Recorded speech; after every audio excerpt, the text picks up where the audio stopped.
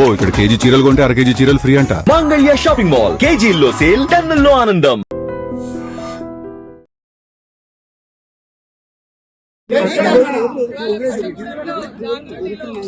అనేక మంది స్థానిక నాయకులు వీరన్న గారి ఆధ్వర్యంలో, కిషన్ నాయక్ గారి ఆధ్వర్యంలో, మా తమ్ముడు పవన్ గారు, మాధవ్ గారి ఆధ్వర్యంలో చేరడం జరిగింది. మరి జాగృతిలో నాయకుల కార్యకర్తలందరికీ కూడా ధన్యవాదాలు తెలియజేస్తున్నారు.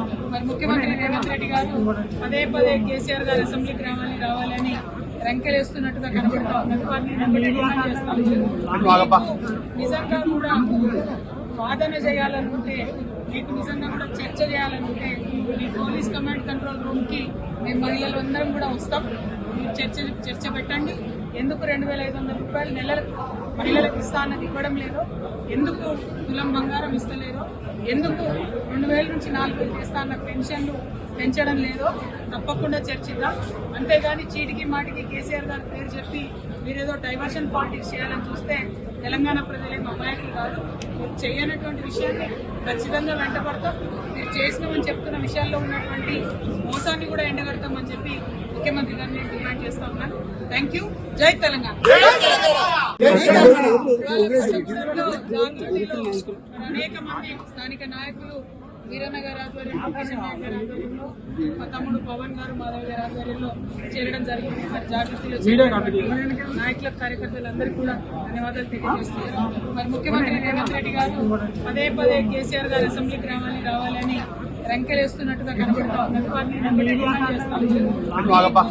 నిజంగా కూడా వాదన చేయాలనుకుంటే, మీకు నిజంగా కూడా చర్చ చేయాలనుకుంటే ఈ పోలీస్ కమాండ్ కంట్రోల్ రూమ్ కి మేము మహిళలు అందరం కూడా వస్తాం.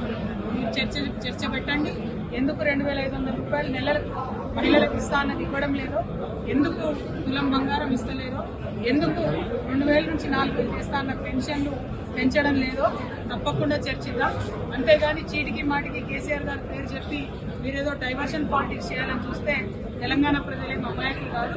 మీరు చేయనటువంటి విషయాన్ని ఖచ్చితంగా వెంటబడతాం. మీరు చేసినామని చెప్తున్న విషయాల్లో ఉన్నటువంటి మోసాన్ని కూడా ఎండగడతామని చెప్పి ముఖ్యమంత్రి గారిని డిమాండ్ చేస్తా ఉన్నాను. Thank you.